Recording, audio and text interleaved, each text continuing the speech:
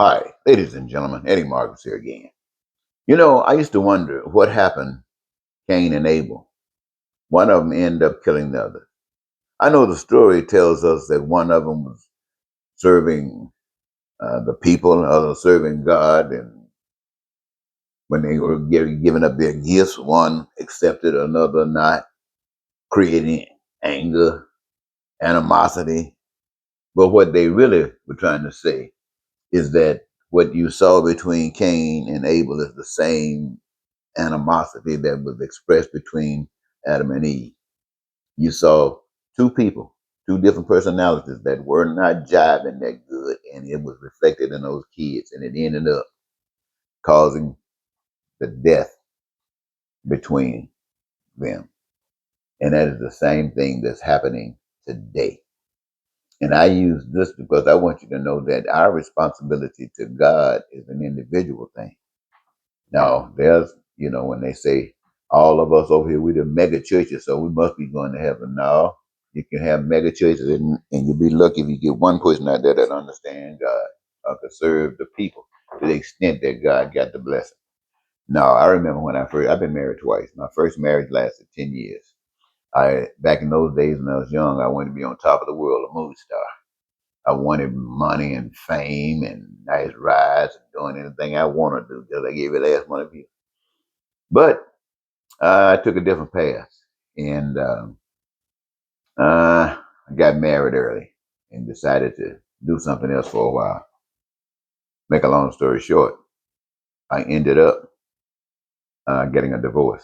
Got a divorce because my current wife at that time said, hey, she was looking for a guy who wanted to change the world, not somebody that wanted to change. And see, I had come through the 50s and the 60s, Dr. King, Malcolm X, the Kennedy brothers, and those people cared. And so if you had any kind of heart back in those days, you learned to care. And so just because I got a little older, it brought back what I used to know, caring. And so rather than trying to be so important myself, I thought about the whole dead back to human race being important. That would give God the glory. And if I was going to say I was a servant of God, let me be doing the thing that God would be doing, not just something that they let me do. So I quit working with the Veterans Administration and started washing storefront windows. That was a letdown to her. So she said, to hell with you. And so that's the way that marriage went. I've been married presently for about 43 years. And today, I believe, is our 43rd anniversary.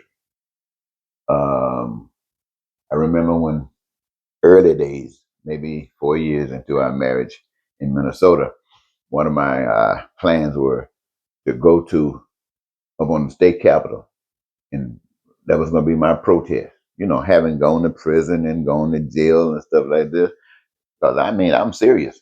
People matter to me because I've been through some stuff, and it was the love of God through the people that brought me to that point to be here. And so I wanted to move up to the state capitol as a protest to draw attention. And I just believe that with doing that, somehow the word would get out. Somehow empathy would get out. Somehow people would be willing to make that change. But my wife was a little smarter. That was my vision. That wasn't hers. And so being just I had been married shortly, a short while. So I decided to put what my spiritual guidance was leading me and start doing what my just natural stuff was. And I've been doing that ever since. I run for office. I've been making speeches. I've been writing and talking and trying to persuade people with the truth for 40 years and hadn't done a thing. As far as I know, hadn't done a thing except made a believer out of me, made me know what I'm talking to you about. When I talk to you, I talk about what God has shown me that will work. And I bring it to you because you have shown me what kind of people you are. You do not know the truth. And I don't mind telling you that because I was just like you, walking around, thought I knew everything. I had the truth. Why? I've been to school. I can interpret. I can evaluate. Don't come telling me you can read the scripture and I can read it and you're gonna come up with something. No, no, no, no, no. I don't need that. That's what I was taught. I knew everything. I didn't know nothing. I didn't even know what love is. Most of the people on earth today have no idea what love is. People, you're going to heaven because of your own growth, not because of what your connection was with somebody else. Your only connection to somebody else is how much love you were able to express to them and how much that ugliness you denied them. So, my message to America, to the people all over the globe today, is that God made this earth. He made this earth. The power that made this earth, let me look at it like this, because the earth might be too big for you to see. But the power that made the land, the deep, the power that made water, the power that made air, the power that made you, the power that made you has kept the earth here as long as it's been here. We have no idea what. And we don't even know or have confidence that we are here because of a power that is able to do what that power want to do with us. And we might as well enjoy this ride, but do it the right way. Make sure that what we do causes no pain or suffering. Make sure that we know the truth. The truth of it is this, ladies and gentlemen. God brought all of us are here, all of us here to do something. And what is it that we're to do? We're supposed to work, have a career on this earth. We choose it. Out of all the things that we do, we choose what we want to do that gives us our greatest love. And in doing that, what we are actually doing when we actuate that is that we are creating all that other stuff, that food, clothing, shelter, education, computers, cars, planes, anything that we might imagine. That's what we are making. And we're making it in such an abundance. We got the free resources. We got the free labor because it's our labor. And we are what? Making stuff for us so that any of us in America, in Russia, in China, in Mexico, in Cuba, all over the globe, you don't have to run for anything because we're taking care of business. But no, we can't buy that. It's the thing that kept Adam and Eve from being one. The thing that kept you and your spouse from being one. It's the same old thing. You don't care about one another. You care about yourself. I'm telling you, you care about yourself. Your number one concern is you. You. Because as far as you're concerned, it's death that scares you. And you don't have any control over that, but you got as much control over that than anybody else, as far as you know. And that's the thing that guides you. Death. Death. How you treat somebody depends upon how it relates to death.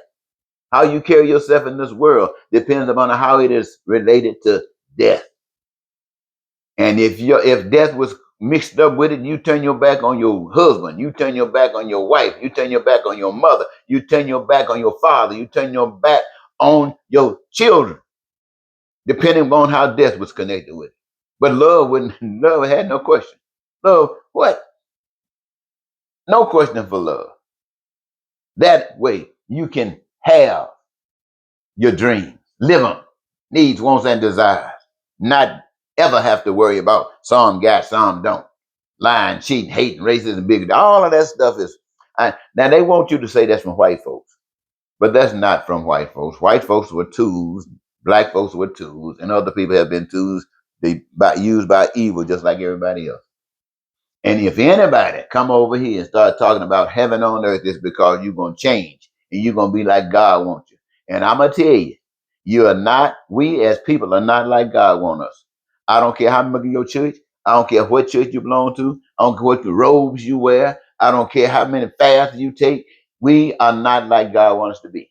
All we got to do is look in the mirror, and what we see is nothing like God. Or should I say, everything that we didn't have to touch will reflect God. But everything we put our hands on, it changed. Okay, ladies and gentlemen, I just did this a moment ago, but my mic was off, so I had to do it again. And I probably missed some stuff that I said before, but I probably picked up some stuff this time that I didn't say before. So I hope that everything is good. I want you to know that I'm out here talking to you. I'm out here talking to you because I'm made that way. I'm made that way. You know, I know people say, well, Eddie, you know you can't do it. This is what my friends tell me. Oh, you know, people got this, people got this. Don't worry, you got made. No, no, I wasn't made that way. I was made that I want to live. And I believe that every last one of you want to live. But I was deceived. And I believe every last one of us have been deceived and are deceived. But I believe there's a path out of this hell. And I personally believe I've seen it. And that's why I'm stopping and I'm telling you about it. It's not hard. It's as simple as taking a glass of water. Anyway, till next time, Eddie Marcus say goodbye for now.